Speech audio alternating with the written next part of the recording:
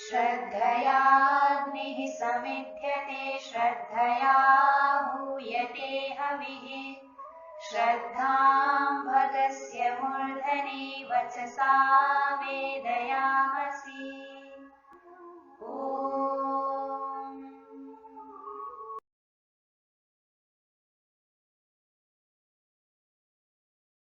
नमस्ते जी। ए ही संस्कृतम शिक्षेमहि में आप सभी का हार्दिक स्वागत है। आशा करती हूँ आप सब कुशल होंगे, स्वस्थ होंगे। संस्कृत की आवृत्ति करते हुए, संस्कृत का व्यवहार में प्रयोग करते हुए संस्कृत का आनंद ले रहे होंगे। आइए नई कक्षा आरंभ करने से पहले पिछली कक्षा की हम आवृत्ति कर लेते हैं। पिछली कक्षा में हमने अभितः, उभयतः, परितः, सर्वतः, प्रतिधिक, विना इन शब्दों का प्रयोग होने पर संबंधित शब्द में द्वितीय विभक्ति का प्रयोग होता है, इस नियम को देखा था। और अभितः, उभयतः आदि अव्ययों के अर्थ क्या है, किस प्रकार प्रयोग करना है, वाक्य के द्वारा समझा था। एक बात और भी देखी थी कि ऐसा, ऐसी, इस प्रकार के शब्द जब नाम के विशेषण हो तो संस्कृत का अनुवाद करते समय पुल्लिंग और नपुंसकलिंग में एतादृश शब्द का प्रयोग करना है और स्त्रीलिंग में एतादृशी इस प्रातिपदिक का प्रयोग करना है। और यदि ऐसे इस शब्द का प्रयोग क्रिया के साथ हो रहा है, अर्थात क्रिया का विशेषण के रूप में आया हुआ है, तब इसका अनुवाद करते समय हमें इत्थम अथवा एवं इस दो अव्यय में से किसी एक अव्यय का प्रयोग करना है। यह भी वाक्य के द्वारा हमने समझा था। आइए अब हम अपनी अगली कक्षा की ओर आगे बढ़ते हैं। संस्कृत में कुछ विशेष अर्थों का बोध कराने के लिए कुछ विशेष प्रत्ययों का प्रयोग किया जाता है। आइए आज हम देखते हैं तुमुन प्रत्यय का अर्थ क्या है और उसका संस्कृत में प्रयोग कैसे किया जाता है। लोक में हम प्रायः बोलते रहते हैं कि पढ़ने के लिए, लिखने के लिए, खाने के लिए, जाने के लिए, हंसने के लिए, देखने के लिए आदि। इन शब्दों में पूर्व में तो क्रिया आ रही है, जैसे पढ़ने, लिखने, खाने, खेलने, देखने, और बाद में के लिए शब्द का प्रयोग हो रहा है।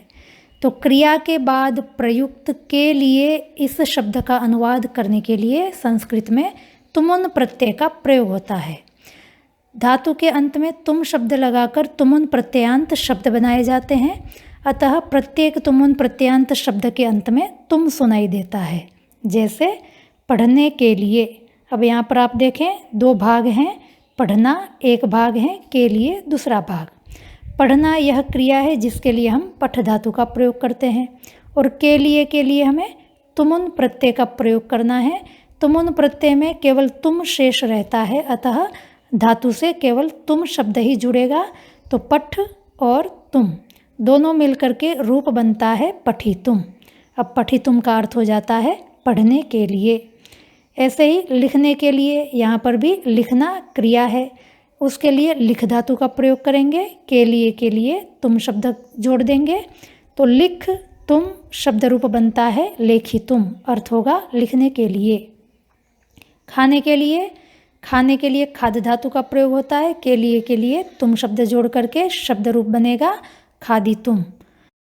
खेलने के लिए खेल धातु का भी हम प्रयोग कर सकते हैं, क्रीड धातु का भी प्रयोग कर सकते हैं।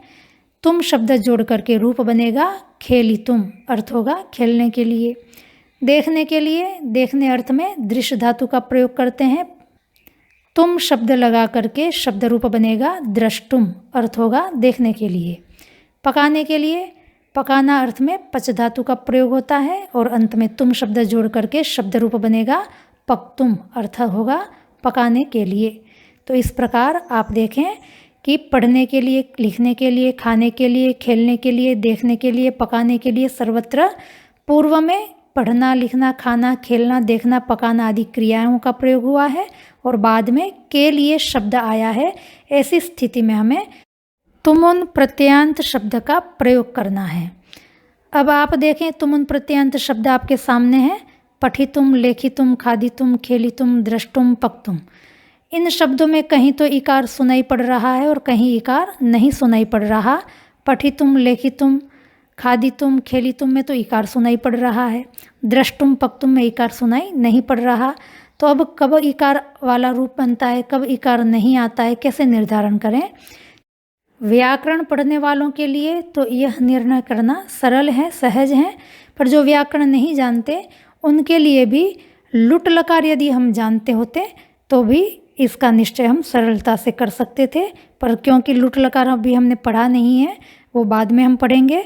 अभी हम लृट लकार को लेकर के भी बहुत हद तक इकार कब आएगा नहीं आएगा इसका निर्णय कर सकते हैं। जैसे पठ धातु का लृट लकार का रूप बनता है पठिष्यति, तो आप यहाँ पर देखें पठी में ई सुनाई पड़ रहा है, तो यहाँ पर पठितुम में भी इकार सुनाई पड़ रहा है।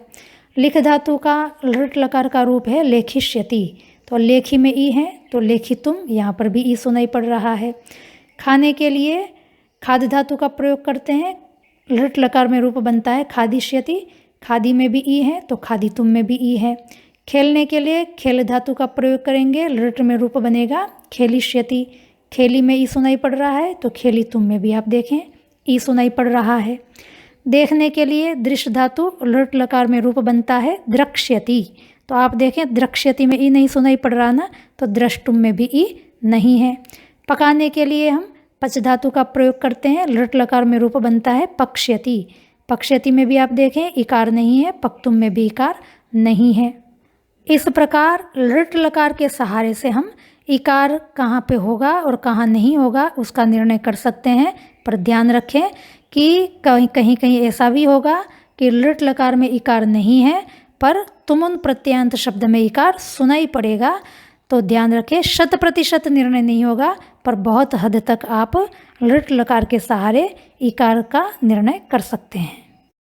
अभी आपके सामने कुछ ही धातुओं के तुमुन प्रत्ययांत शब्द रूप हैं, बाकी धातुओं के तुमुन प्रत्ययांत के शब्द रूप आपको PDF के रूप में मिल जाएंगे, उनको आप अच्छी तरह से याद कर लें। तुमुन प्रत्ययांत शब्द अव्यय होते हैं, अतः इसके रूप नहीं चलेंगे। तो आइए अब हम देखते हैं वाक्य में तुमुन प्रत्ययांत शब्द का प्रयोग कैसे करना है। वाक्य है, हम प्रतिदिन पढ़ने के लिए पुस्तकालय जाते हैं। पुस्तकालय अर्थात लाइब्रेरी। अब इस वाक्य में आप देखें पढ़ने के लिए, यहाँ पर पढ़ना क्रिया भी सुनाई पड़ रही है और पीछे के लिए शब्द सुनाई पड़ रहा है। ऐसी स्थिति में हमें पठ धातु का तुमुन प्रत्ययांत शब्द का प्रयोग करना होगा। पठ धातु का तुमुन प्रत्ययांत शब्द बनता है पठितुम। शेष जो वाक्य हैं, हम प्रतिदिन पुस्तकालय जाते हैं, इसका अनुवाद करना अब आपके लिए बहुत ही सरल और सहज हो गया है। इस वाक्य में हमें केवल पठितुम शब्द जोड़ना है, तो हमारा अनुवाद बनेगा वयम प्रतिदिनम पठितुम पुस्तकालयम गच्छामः। आगे वाक्य देखेंगे, प्रेष्ठा ने पत्र लिखने के लिए एक कागज चाहा। अब यहाँ पर लिखने के लिए लिख धातु तुमुन प्रत्ययांत शब्द का हमें प्रयोग करना होगा। लिख धातु तुमुन प्रत्ययांत शब्द है लेखितुम। शेष वाक्य क्या बचा, प्रेष्ठा ने पत्र एक कागज चाहा। शेष वाक्य में प्रेष्ठा ने एक कागज चाहा, इसका तो अनुवाद करना आपके लिए सरल है, पर एक पत्र शब्द इसमें अतिरिक्त जुड़ा हुआ है, तो इसका क्या करें, कैसे अनुवाद करें? तो आप देखें लिखने के लिए, क्या लिखने के लिए? पत्र लिखने के लिए। लेखितुम, किम लेखितुम? पत्रम लेखितुम। हमने कर्म कारक का परिचय प्राप्त करते समय देखा था कि क्या अथवा किम शब्द के द्वारा जब प्रश्न पूछा जाए तो जो प्रत्युत्तर मिलता है वह कर्म कारक कहलाता है। तो यहाँ पर भी हमने क्या अथवा किम शब्द से प्रश्न पूछने पर प्रत्युत्तर क्या मिला? पत्र। तो पत्र जो है वो लेखितुम, इस तुमुन प्रत्ययांत शब्द में विद्यमान जो क्रिया है लिख, उस लिख क्रिया का कर्म कारक है, अतः हमें द्वितीय विभक्ति का प्रयोग करना होगा। तो हमारा वाक्य बनेगा प्रेष्ठा पत्रम लेखितुम एकम करगदम ऐच्छत। अब आप देखेंगे कि इस वाक्य में कागज भी कर्म है, पत्र भी कर्म है, तो एक वाक्य में दो कर्म आ गए, तो क्या ये द्विकर्मक धातु है? तो ये द्विकर्मक नहीं है, क्योंकि वाक्य में दो कर्म तो हैं, पर दोनों कर्म अलग अलग क्रियाओं के हैं, अलग अलग धातु के हैं। पत्र कर्म बनता है लिख धातु का, और कागज अथवा करगद कर्म है इश धातु का। अतः दोनों धातुओं के कर्म एक एक ही हैं, अतः ये द्विकर्मक नहीं है। द्विकर्मक धातुएं वो होती हैं जहाँ पर धातु तो एक ही हैं, उस एक ही धातु के दो कर्म होते हैं। यहाँ पर ऐसी स्थिति नहीं है, यहाँ पर धातुएं दो हैं और दोनों धातुओं के एक एक कर्म हैं, अतः ये धातुएं द्विकर्मक नहीं कहलाएंगी। आगे वाक्य है, आप हमारा गुरुकुल देखने के लिए कब आ रहे हैं। यहाँ पर शब्द है देखने के लिए। इसका अनुवाद करने के लिए हमें दृश्य धातु का तुमुन प्रत्ययांत का शब्द रूप प्रयोग करना होगा। दृश्य धातु तुमुन प्रत्ययांत शब्द रूप बनता है द्रष्टुम। शेष वाक्य है, आप हमारा गुरुकुल कब आ रहे हैं। तो आप कब आ रहे हैं इतना तो सहज है, पर हमारा गुरुकुल ये भी साथ में जुड़ा हुआ है, तो अनुवाद करने के लिए फिर वही हम प्रक्रिया अपनाएंगे कि क्या देखने के लिए, किम द्रष्टुम। तो जवाब क्या होगा, गुरुकुल देखने के लिए। तो गुरुकुल दृश्य इस धातु का कर्मकारक है, अतः हमें द्वितीय विभक्ति का प्रयोग करना होगा। किसका गुरुकुल, हमारा गुरुकुल। तो हमारा यह संबंध है गुरुकुल के साथ, अतः हमें षष्ठी विभक्ति का प्रयोग करना होगा। तो हमारा वाक्य बनेगा, भवन्तः अस्माकं गुरुकुलम द्रष्टुम कदा आगमिष्यन्ति। इस वाक्य में गुरुकुल दृश्य धातु का कर्म है। आगे वाक्य देखते हैं, बच्चे खेलने के लिए विद्यालय के मैदान की ओर जा रहे हैं। इस वाक्य में खेलने के लिए इसका अनुवाद करने के लिए हमें खेल धातु अथवा क्रीड धातु दोनों, क्योंकि खेलना अर्थ वाली हैं, अतः दोनों में से किसी भी एक धातु का तुमुन प्रत्ययांत का हम शब्द प्रयोग कर सकते हैं। खेल धातु का तुमुन प्रत्ययांत शब्द बनेगा खेलितुम, क्रीड धातु का तुमुन प्रत्ययांत शब्द बनेगा क्रीडितुम। शेष वाक्य में आप देखेंगे, बच्चे विद्यालय के मैदान की ओर जा रहे हैं, आपके लिए सरल है। की ओर का अनुवाद करने के लिए हमें प्रति का प्रयोग करना होगा, और की ओर का संबंध मैदान के साथ है, अतः मैदान का अनुवाद करते समय हमें द्वितीय विभक्ति का प्रयोग करना होगा। मैदान को प्रांगण कहते हैं, अतः वाक्य बनेगा, बालकाः खेलितुं क्रीडितुं वा विद्यालयस्य प्रांगणं प्रति गच्छन्ति। आइए आगे और वाक्य देख लेते हैं। दादी रोटी चबाने के लिए नकली दांत पहनती है। चबाने के लिए चर्व धातु का प्रयोग होता है, तुमुन प्रत्ययांत शब्द बनता है चर्वितुम। शेष वाक्य है, दादी रोटी नकली दांत पहनती है। तो दादी नकली दांत पहनती है तो सरल है। नकली दांत को कहते हैं कृत्रिम दंत, अकारांत पुल्लिंग प्रातिपदिक है। पहनने के लिए धारी धातु का प्रयोग करना है। अब आप देखें, क्या चबाने के लिए, रोटी चबाने के लिए। रोटी चर्व धातु का कर्मकारक है, अतः हमें द्वितीय विभक्ति का प्रयोग करना होगा। वाक्य बनेगा, मातामही रोटिकाम चर्वितुम कृत्रिम दंतान धारयति। एक और वाक्य देख लेते हैं। गीता के श्लोक रटने के लिए वे दोनों बहनें ब्रह्म मुहूर्त में उठती हैं। इस वाक्य में शब्द है रटने के लिए। रटना इस अर्थ में संस्कृत में रट धातु का प्रयोग किया जाता है, अतः रटने के लिए इसका अनुवाद करने के लिए हमें रट धातु का तुमुन प्रत्ययांत शब्द रटितुम का प्रयोग करना होगा। शेष वाक्य है, गीता के श्लोक वे दोनों बहनें ब्रह्म मुहूर्त में उठती हैं। तो अब यहाँ पर वे दोनों बहनें ब्रह्म मुहूर्त में उठती हैं, यह तो सरल है। उठने के लिए हमें उत्पूर्वक स्था धातु का प्रयोग करना होगा। स्था धातु के रूप चलते हैं तिष्ठति, तिष्ठता, तिष्ठन्ति। पूर्व में उत लगा देने से उत्पूर्वक स्था धातु के रूप बन जाते हैं उत्तिष्ठति, उत्तिष्ठतः, उत्तिष्ठन्ति इत्यादि। ब्रह्म मुहूर्त को संस्कृत में ब्रह्म मुहूर्त कहेंगे, अकारांत नपुंसकलिंग प्रातिपदिक हैं। अब बच गया गीता के श्लोक। इसका अनुवाद करने के लिए आप देखें, क्या रटना है, श्लोक रटने हैं। श्लोक जो है वो रट इस धातु का कर्मकारक है, अतः हमें द्वितीय विभक्ति का प्रयोग करना होगा। अकारांत पुल्लिंग प्रातिपदिक हैं। किसके श्लोक हैं, गीता के। गीता का संबंध है श्लोक के साथ, अतः गीता का अनुवाद करते समय हमें षष्ठी विभक्ति का प्रयोग करना होगा। अतः वाक्य बनेगा, गीतायाः श्लोकान् रटितुं ते भगिन्यौ ब्रह्म मुहूर्ते उत्तिष्ठतः। तुमुन प्रत्यय का प्रयोग कितना सरल है ना। आप लोगों को अब अच्छी तरह से समझ में आ गया होगा, और तुमुन प्रत्यय का प्रयोग अधिक से अधिक व्यवहार में करने का आपने संकल्प भी ले लिया होगा। अब तक हम यत् तद एतद इदम युष्मद अस्मद आदि सर्वनाम के रूप किस प्रकार चलते हैं यह देख चुके हैं। आइए आज देखते हैं सर्व इस सर्वनाम के रूप किस प्रकार चलते हैं। सर्व का अर्थ होता है सब। पुल्लिंग में सर्व सर्वनाम के रूप इस प्रकार चलेंगे। सर्वः सर्वौ सर्वे, सर्वं सर्वौ सर्वान्, सर्वेण सर्वाभ्यां सर्वैः, सर्वस्मै सर्वाभ्यां सर्वेभ्यः, सर्वस्मात् सर्वाभ्यां सर्वेभ्यः, सर्वस्य सर्वयोः सर्वेषां, सर्वस्मिन् सर्वयोः सर्वेषु। सर्वनाम में संबोधन विभक्ति नहीं होती है। तत् सर्वनाम के रूप आपके सामने हैं। आप देखें कि तत् और सर्व के रूप एक समान ही चलते हैं। तत् के रूप हैं प्रथमा विभक्ति में सह तौ ते, तो सर्व के रूप बने सर्वः सर्वौ सर्वे। द्वितीय विभक्ति में है तम तौ तान, तो सर्व की द्वितीय विभक्ति में रूप हैं सर्वम सर्वौ सर्वान्। तृतीय विभक्ति में है तेन ताभ्याम तैहि, तो सर्व में भी सर्वेण सर्वाभ्याम सर्वैहि। आप यहाँ पर देखें तृतीय विभक्ति एक वचन में, क्योंकि सर्व शब्द में रेफ सुनाई पड़ रहा है, अतः नकार को नकार हो गया है। इस नियम को आप एक बार फिर दोहरा लें जिससे कि ताज़ा हो जाए। ऐसे ही चतुर्थी पंचमी षष्ठी सप्तमी में भी रूप देखें आप समान ही चल रहे हैं।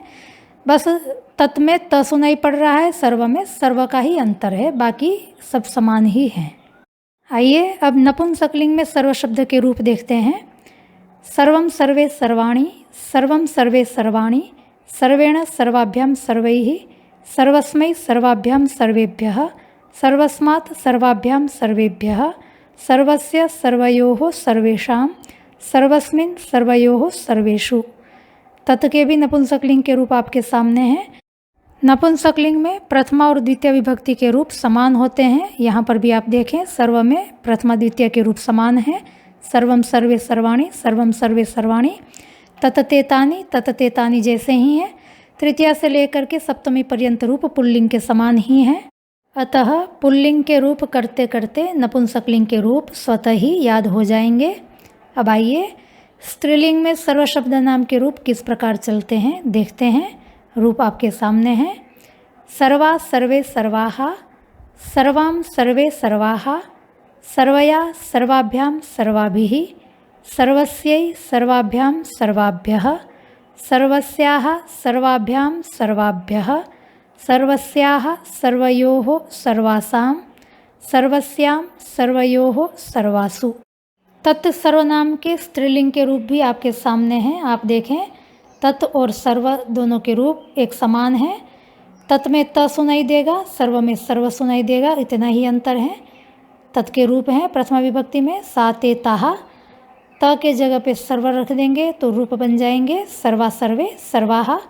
द्वितीय विभक्ति में ताम ते ताहा, त हटाकर सर्व रख दीजिए, फिर रूप चलाइए सर्वाम सर्वे सर्वाहा। ऐसे ही तया ताभ्याम ताभिः, तो सर्व का रूप बना है सर्वया सर्वाभ्याम सर्वाभिः। इसी प्रकार चतुर्थी पंचमी षष्ठी सप्तमी में भी आप देख सकते हैं रूप समान ही है।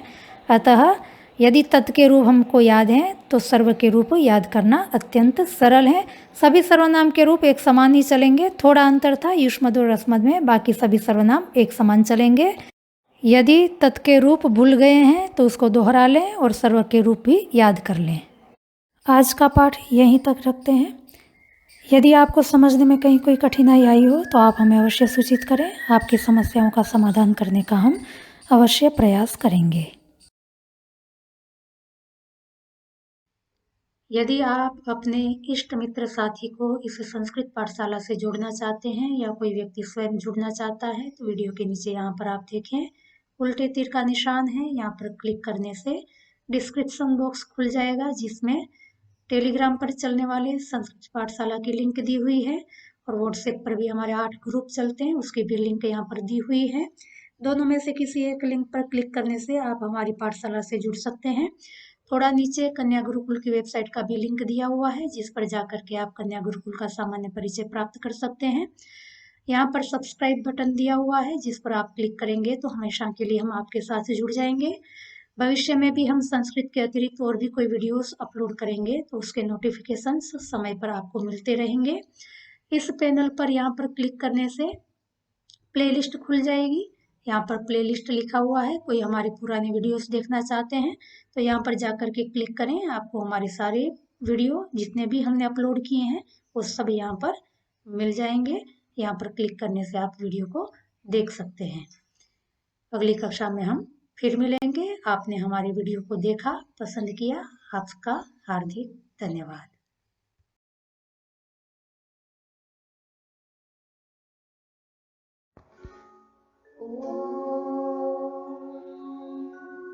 श्रद्धां प्रातर्हवामहे श्रद्धां मध्यं दिनं परि श्रद्धां सूर्यस्य निमृचे श्रद्धे श्रद्धापये हनः।